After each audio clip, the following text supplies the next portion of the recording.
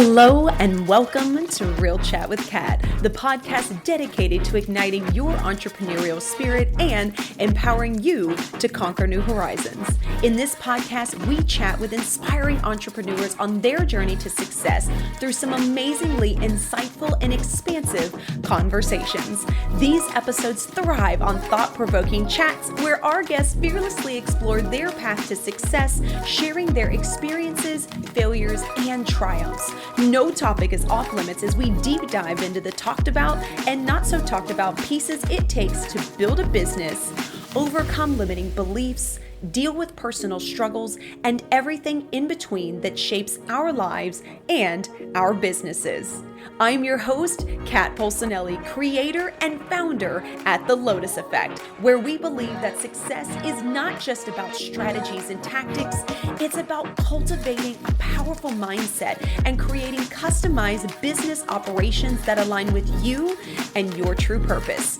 Whether it's mastering time management, improving productivity, enhancing leadership skills, or simply fostering a growth-oriented mindset, we'll provide you with the tools and strategies to flourish in both your business and personal life. I'm so excited to have you join us today in this episode, so get ready to feel empowered and inspired as we learn together and from one another on how to rise above challenges, break through limitations, and unlock our full potential. Let's dive in.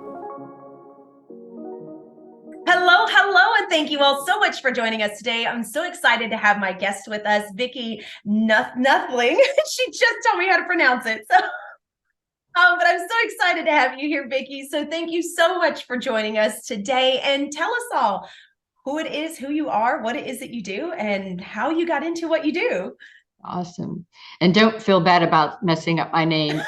My husband, who I got this name from, I'd had a nice 4-letter word and now but they had a car dealership and they knew that people couldn't pronounce the name. So they actually misspelled the name on all of their logos and things to be Nethling. So it's so cool that you can see these tchotchkes and things that have not the real name, but Noethling with the O gone, but it's German. Yeah. Oh, I love that. Yeah. So that's a little history about me that you generally don't hear. So how did I get started? I am a retiree from UPS. I was a project manager for the last 27 years and worked 2 other companies before that. And I also have been a Toastmaster for about 26 years. Oh, wonderful. During COVID, I was appointed as a region advisor just before. So in 2019, before COVID actually hit in the US, it was in Asia, but not in the US yet.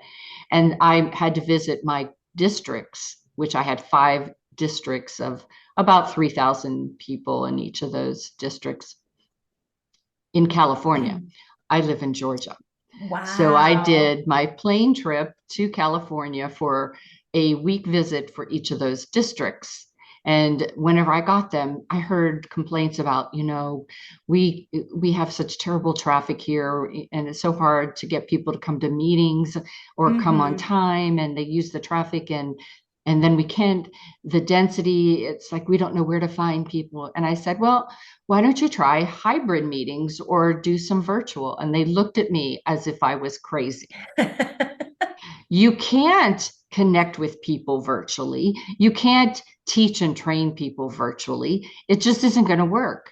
And I said, well, I've been doing it for the last 3 years and it seems to work for me. And he says, no, it won't work here. And granted, California is the founding state. The founder of Toastmasters was out of the Anaheim area. Okay. And so for 100 years, they've been doing it one way, and I was crazy.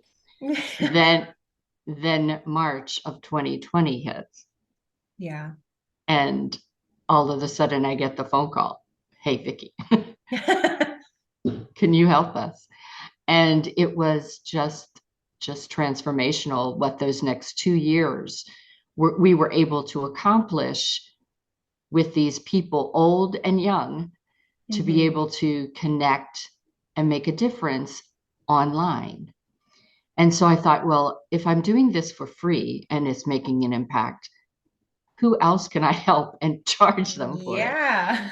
So I started my business in the summer of 2021. And at that time, we were still kind of in our sequestered type of mode, but Mm-hmm. it was great for me to just really say, okay, if you need training, I can help you with that. I can facilitate. I have years of that. I was a project manager for so long. I can do that. But Yeah. I really want to help all these entrepreneurs that have great products. They have great stories. They have great services, but they hate the idea of being online. And you Yeah. have to. You have to be online.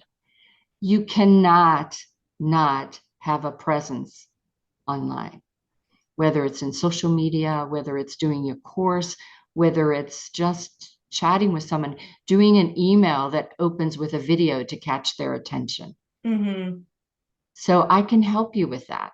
And that's what I do. So I have courses that you can do for 6 weeks or 4 weeks, or you can do a workshop for 2 or 3 days, anything to help you to get past this fear of speaking in person or online. And I work with the youth. That's my passion project too, besides Oh, working with hopefully female entrepreneurs, although I've worked with both male and female. But I work with 9 to 17-year-olds. And my wow. reason for that is that most of the people that I work with that are adults, their hang up, that headspace that's keeping them from being successful, goes all the way back to when they were a child Yeah. and a terrible experience giving a speech in front of the class where people laughed, Mm-hmm. or trying always to be perfect because your teachers told you you had to memorize this word for word Yeah. and recite it word for word. And one of the very first things when I work with people is, and they're trying to, be perfect and memorize it, it's like, I don't know what you were going to say. All Mm-hmm. you have to do is be conversational with me and speak from your heart and speak what you know and let me engage back and forth with you. And you will have the best presentation talk that you ever had. And Yeah. so I work with young and old. I love that. And that's so true too, because I mean, I'm dealing with it now. My youngest one is 15 and he's in high Yeah. school. And we are fighting this system of he's starting to recognize that there's certain things that don't matter to him or don't mean much to him because he's not Yeah. going to use it when he's done. And trying to find that balance of explaining to him, like, you have to look at it from one of these days you're going to have to do things that you don't like or that don't suit you or that aren't meant for you, but you may have Mm-hmm. to push through it, right? And so you have to Yeah. build up that resilience. And I was like, so if you think about it that way, not necessarily, oh, I have to do it because it's a requirement or my Yeah. teacher says, right, quote unquote, but trying to reframe that mindset because in my generation it was you went to school, you got great grades, that's what you were supposed to do, you did your homework, and then you went to college, right? Mm-hmm. And like the younger generation is seeing that that's not necessarily true. Mm-hmm. My oldest one, he's almost 19.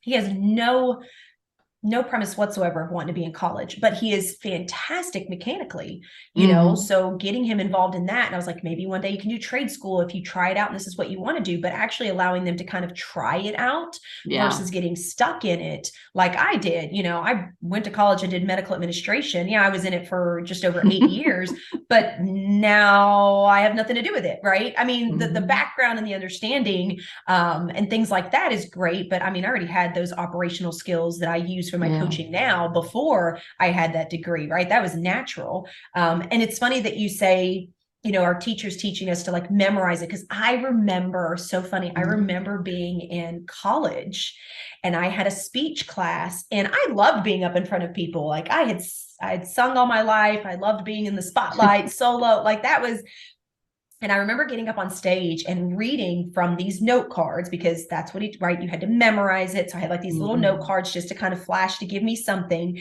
And I got in trouble for using my hands too much. He said, you talk with your hands too much, use too many gestures. You need to keep your hands to your side. I was like, oh my gosh, that is so unnatural for me. It's And wrong. so, but for several years after that, whether I was talking with someone, whether I was interviewing for a job, like I tried to make sure I kept like my hands in my seat, right? Or like underneath my legs, like so that I wouldn't, but that's so natural for me to use those gestures and to be animated. And so, and it's interesting because that really made an impact for a really Yeah. long time on how I had that. So now you have to give me some more information. What do you work with these kids, especially all the way back to 9 years old? What are you doing with them? Because to me, this is amazing and I absolutely love this. So I don't do anything different with 9-year-olds than I do with adults. Oh, wow. And it's interesting. The kids are like sponges. So I the only thing different is rather than them having to try to do a 5 or 10 minute speech, every speech is just 4 minutes long. And we start out with just doing simple question answer kind of period. Um, Okay. but we, what we do is we look at the basics. We have you talk about yourself. And I Mm-hmm. always tell the kids and the adults, whenever you have to speak, if you talk about what you know, what you've lived, what you are passionate about, you Mm-hmm. forget about the mechanics of it. It really is much easier to be a conversation, to be able to be natural. And as you say about the gesturing, one of the things that you don't want to be is mechanical, like just flipping around, getting rid of the flies. But you have to be purposeful. Every Mm-hmm. gesture you do needs to be for a purpose. So it may be that you're doing it's 1, 2, or 3 kind of thing. That's a purpose. Mm-hmm. So the visual helps you remember the words. And that's what you want to do. You want Mm. to just draw people in. And so that gesture is not distracting. It's allowing me to feel what you want me to do. And so for gesturing, that's what we try to work with the kids is be comfortable.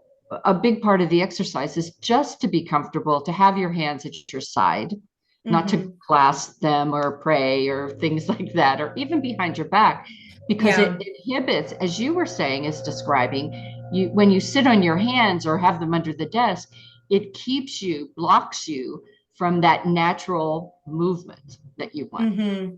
Yeah. So if you get comfortable, loosen up, do some yoga or whatever, and get comfortable having your hands at your side so it doesn't feel awkward, Yeah. then your hands are always free to come up and gesture whenever they need to. The next thing that I always work with kids and adults on is the eye contact. And in person, it's different than online here. So Yeah. in person, you have an audience usually, or you could be Mm-hmm. one-on-one with a person. One-on-one would be similar to what I teach online. But in person, I want you to just share the love with the people that you're speaking to, as Yeah. opposed to only talking. And if you're very, very nervous, if you're frightened Mm-hmm. of it, if it really makes you sick to speak to anyone, I always say seek 1 or 2 people that are smiling at you because a smile is contagious and it will put you at ease. So talk to Mm. them. And I love that. as you grow and develop, you can start to share the love. But get over that fear by talking Yeah. to someone who's connecting with you. Online here, especially whenever COVID was, and I was working with the kids online only, and they had their laptops, and their laptops are down there, and they're talking to me like that. And it's like, you got a great top of your head, but I'd love to look at your eyes. Could you just look at the and for adults even that's hard, and Yeah. especially we have people that have like I have more than one screen. For podcasts I keep only one screen on, but Mm-hmm. when you're in a training, and so I might have information on one screen and have another screen, and it's Yeah. difficult to maintain that focus of the camera. So I really teach you you could put a picture above your camera. I have an external camera, but you could put a little picture above it that's eyes and just look at the eyes. If it feels weird looking at a dot, or a sign that says, look at me, You anything till you become that that's a habit. And Yeah. you really want to be able to use this online environment. Think again, as you want people to feel your words. So if I'm really at a moment where I need you to listen to everything I say, you lean in. But there are other times where you just want to feel casual about it and you want them to feel casual. And just by Mm-hmm. my relaxing my shoulders makes you relax your shoulders. Just as we say, it just as I smile, then you're going to smile back. It just is natural. So those are things that I can teach anyone, but I want to teach the kids because they're so used to doing this so much and looking Yeah. down, that the whole being able to physically connect with someone and be comfortable looking in the eyes. I had one Mm-hmm. child that I worked with that for the first 2 sessions, she wouldn't look at me. So I thought, okay, this is not working. We're going to go in person. And even in person, I had to just continually draw her into me with humor and joking and Mm-hmm. making some vocal variety that would bring her back to me till she got comfortable that I was not a teacher. I was just Vicki, Yeah. just talking with her. And that's Mm-hmm. what we need to do. And every time I speak, that's what I want you to feel like. It's not this teacher or trainer or coach. It's just Vicki, and we're just friends and we're having a great time. And that's Yeah. where you start to make a breakthrough. Oh, I love that. And you know what, that resonates so much too, because like my youngest one is a little bit more introverted. And so he kind of stays to himself a little bit more. And he does talk with us and he's started to come out of his shell, but I do have to sometimes kind of stop him and like have him direct his eye contact to me because he gets busy with like doing something else in the kitchen, but kind of talking at the same time, almost kind of like a distraction. And like you Mm-hmm. said, thinking of someone as a teacher or like an authoritative figure, we have been Right. kind of conditioned, especially I know with the older generations. I know that was my thing. Like you Mm-hmm. looked in the eye when you were being talked to, otherwise you kept your head down. And it's a natural thing Yes. that we were taught, that even I had to relearn, especially when I worked in the medical field, because a Mm-hmm. lot of my patients were close to retirement age and I was dealing Yeah. with their money and their finances, and I had to learn to be okay with knowing that Mm-hmm. they technically had that authority, but like this was my domain and what I was trying to do Exactly. was help them, right? And that in itself is also a special type of confidence that you have to Mm-hmm. exude in yourself. It's the Yes. same thing when I talk with people that are wanting to do sales, that are having conversations with potential clients, and I'm like, there you can have the same conversation in two different ways, and that is either with confidence or an I'm Mm-hmm. not sure. When I got into real estate, that was something that was really different Yeah. from me with other people, because one of the big things with new real estate agents is, oh my gosh, I've never done a sale, they're gonna look at me and they're gonna know it and blah blah blah blah. What I got comfortable with was when a client asked a question, and I teach on this, Mm-hmm. is be okay with not having the answer, but Oh be yeah. confident in it and be confident in saying, you know what, that is a great question. I don't have the answer to that, but I know someone who does, or I know I have a team that can, or I know I can find that answer for you if you'll give me some time. So you are serious, you're answering the same question, but instead Mm-hmm. of saying, maybe, I don't know, you are exuding that confidence Mm-hmm. behind it. And even though you don't have the answer, which none of us have all of them, we're just taught that Yeah. we should, people actually respect that a lot more because you are honest, but you are confident behind being able to be honest. And I think that that is really hard for people, even, kids, because they are so Yeah. conditioned to it's Mm-hmm. either a right or wrong answer. Right. And it goes back to the main thing of being a building relationship is to have that know, like, and trust. And if Mm-hmm. I give you a bunch of crap, you're not going to trust me. You're not going to really look at me. But if I Yeah. admit that I don't know the answer, but again, and that's why I like to always say that I'm the connector, because I admit I don't have all the answers, but I do know a lot of people that might could help you. And that's Yeah. what you want. And that's what we want to teach our kids, to not be silent. If you, a lot of students don't want to speak up in class because they think they'll have the wrong answer. But the Mm-hmm. better thing to do is when you don't know, to just say, gosh, I don't know the answer to that. Can you help me with that? Yeah. You will have, we will meet people in our lives that are kind of jerky and will love to be always right Mm-hmm. and love to prove you wrong. And that's where you just have to let it roll off you and say, well, that's good for you, but Yep. I'm going to be me. And I think that's one of the things that finding your voice allows you to be comfortable being you, authentically Mm-hmm. you. And know that if you screw up, you screw up. Like, I don't teach you to be perfect. I just teach you to be you.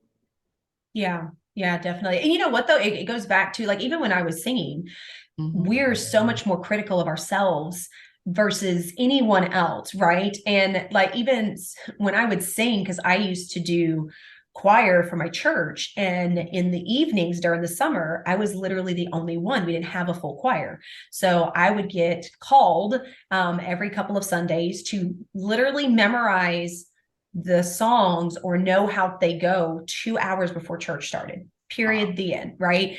And some of them I, knew from past and stuff like that, but I had to get okay with knowing when I messed up or when I didn't say the right word or that note was wrong because nobody else ever said anything. Nobody else ever noticed that I messed up, but I did because I knew how to recognize Mhm. that thing, and I had to learn to be okay with that and keep going Right. because for the longest time I would catch myself singing and then, oh, you're right, and stop in the middle. I'm like, well, now you just made it worse. Now everybody Mhm. knows. So I think that goes back to speaking and things like that as well, is realizing that, like you were saying before we started the talk, most your people don't have any clue what you're about to say Yeah. anyway.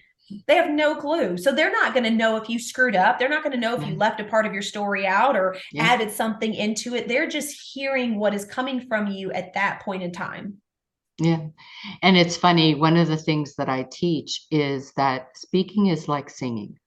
And one of the things that speakers tend to do is they'll be monotone or, Mm, either or be always up. You have yep. those people that come on and they go, whoa, whoa, whoa, whoa, whoa.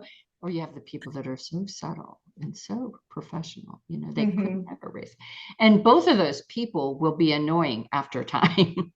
Yeah. But like a song has all those notes, and those notes work for the reason that there is a variety to them. That, Mm-hmm. whenever you want to make a point in a song, you hold that note. Whenever you speak and you want to make a point, you pause. And it is so impactful whenever people start to do that. I'll have them listen to the radio and to a song, and you don't see that person's face, so you Mm-hmm. aren't impacted by their facial expressions or gestures. All Yeah. that is making you move emotionally is their voice. And you can do the same thing in a speech. And so when they start to think of it that way, that the value of having that up and down and that pauses and the strengthening and alliteration, all of those Mm-hmm. things make a speech go from being okay or good to great and more importantly, memorable. Yeah, definitely. I totally agree with that. And it's funny too, because I just had the opportunity of sitting through a class that Stanford offers. And I got this amazing teacher, and it was all around communication. And that was the whole class. It was 2 full days. And that's what her focus was. And we even had to pick out a quote. And then we read the quote the first time, and she had some volunteers. So she recorded it. And then she went through like where to pause, where to come up, where to go down, so you could emphasize certain pieces of it. And then she had us do the quote again. So the whole class could see the difference in that Mhm. same quote and how much impactful it was. And that was a really hard one for me to remember and learn as well, was pausing, right? Because Yeah. silence is awkward for so Yes. many people, right? It's so weird. It's so, not somebody's gonna, but even when I speak with clients and I have gotten to that space of explaining what it Mm. is that I do or how I can help them and pausing, to allow space for them, I can then see, yeah, did they catch up? Do they understand what I'm saying? Do they have questions? Do they have a comment they'd like to put in?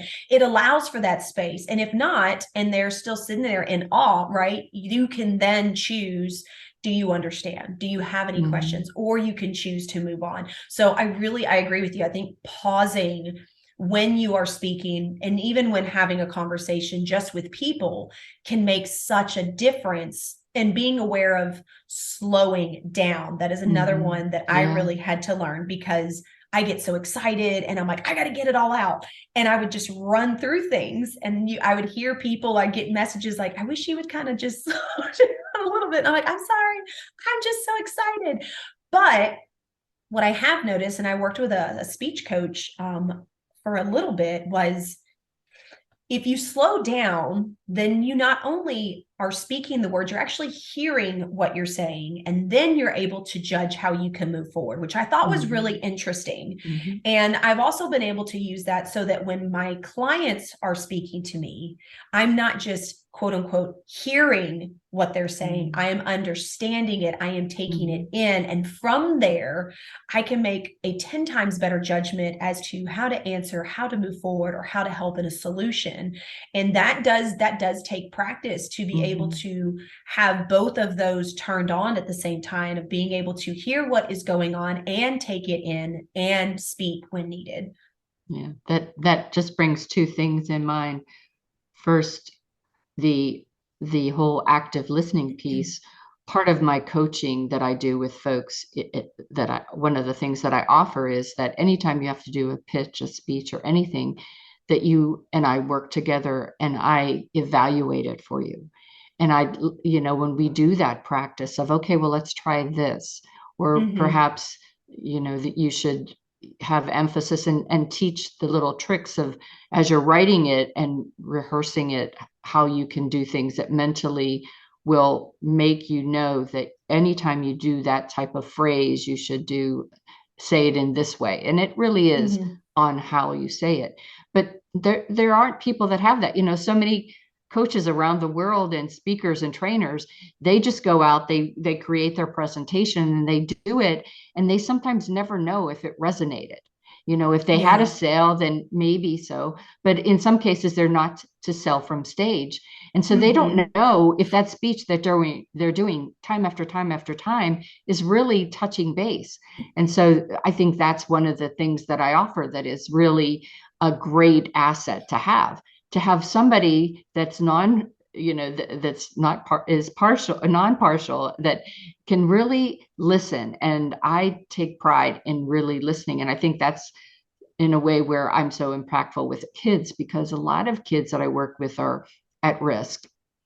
And for them, for that 4 minutes, I am completely enraptured in what they're saying.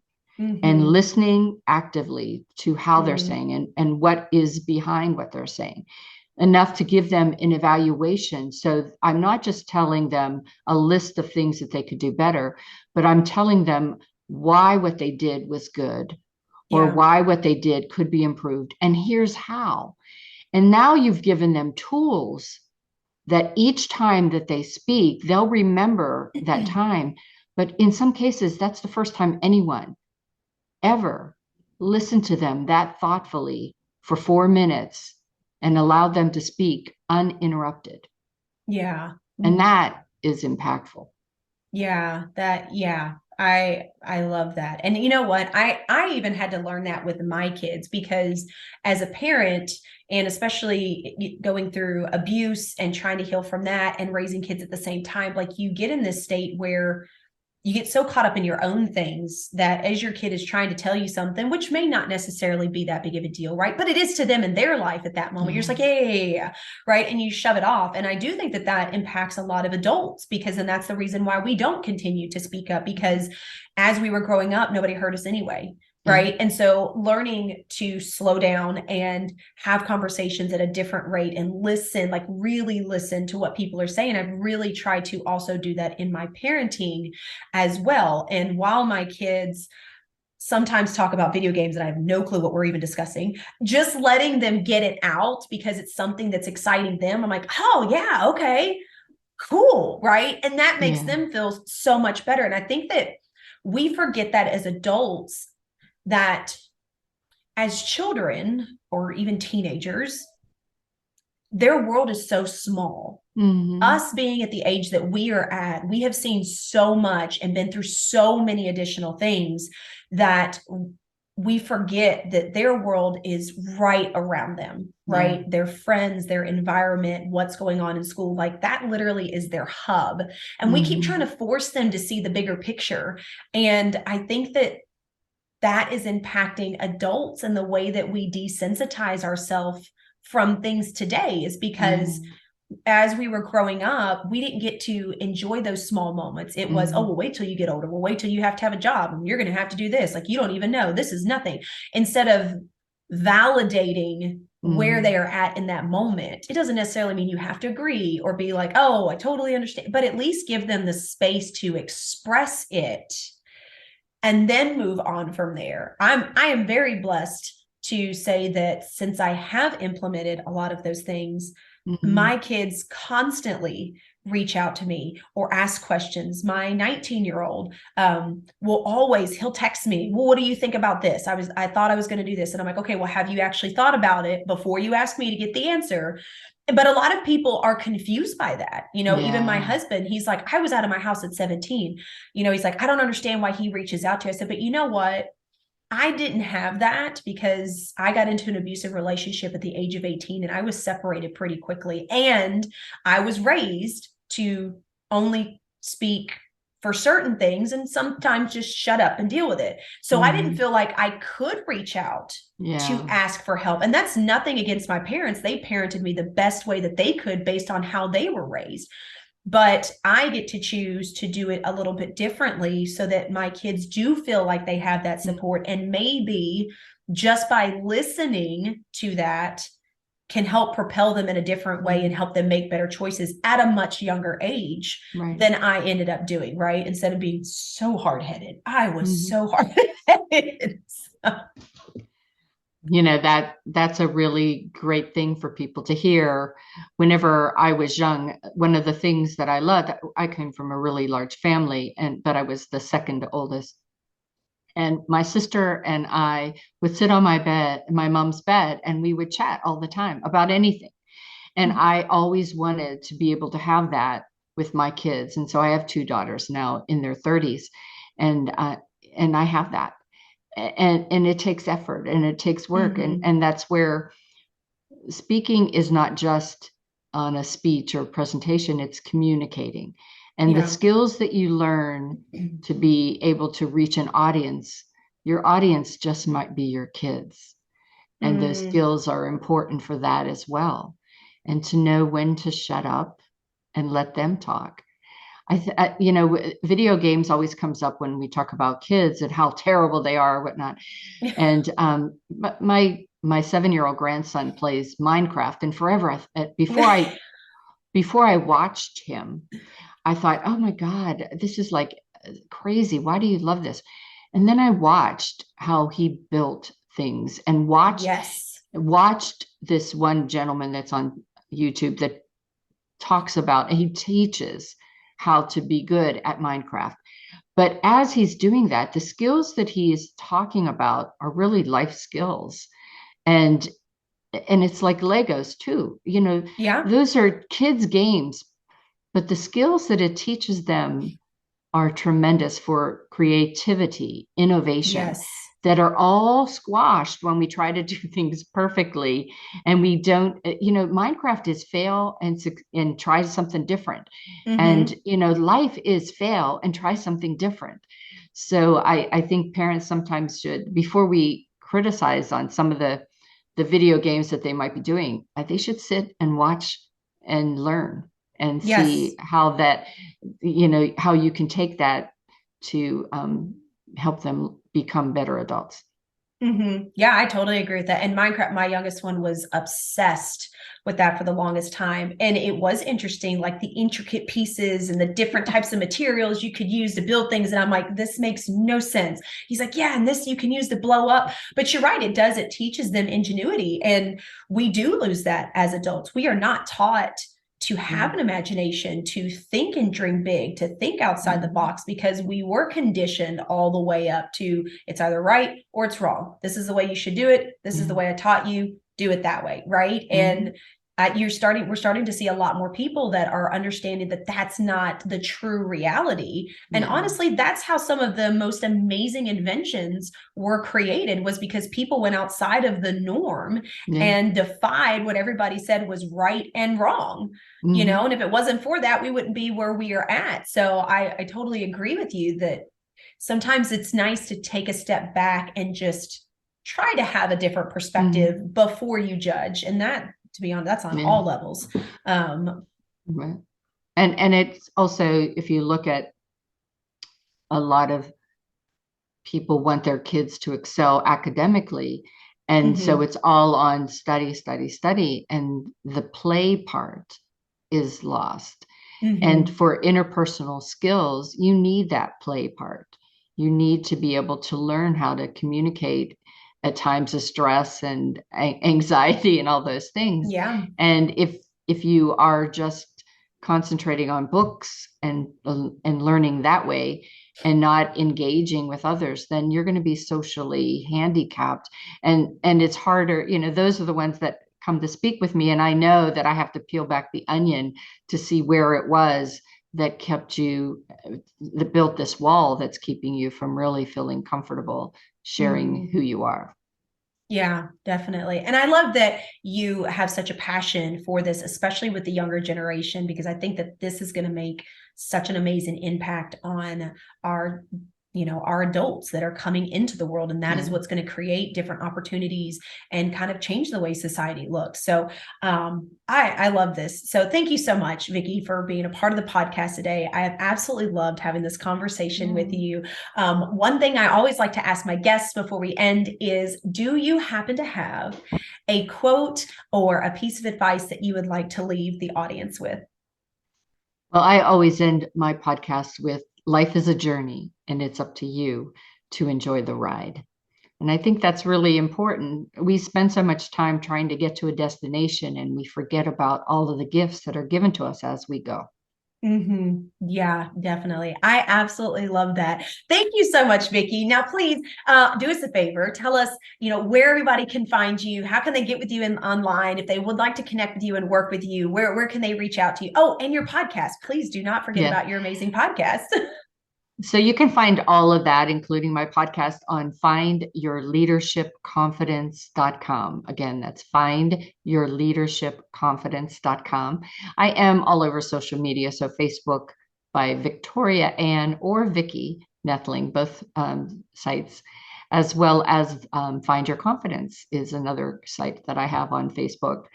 I am on LinkedIn as Vicki or Victoria Noethling, and Instagram at Victoria Noethling, and Pinterest. As I said, I'm everywhere.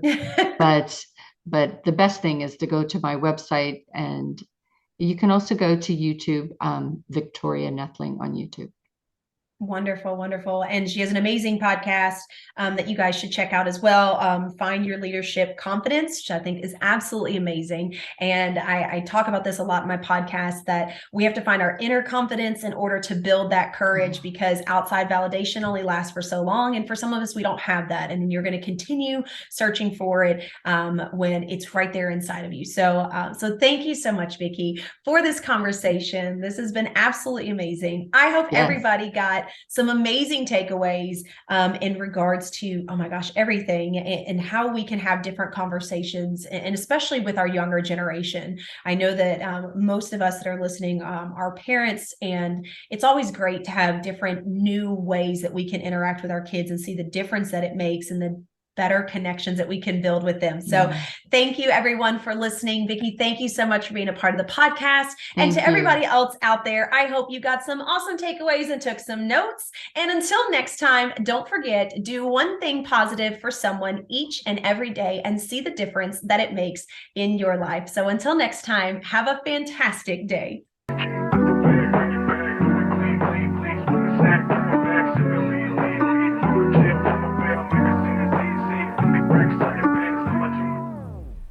Hello again, and thank you so much for being a part of the podcast today.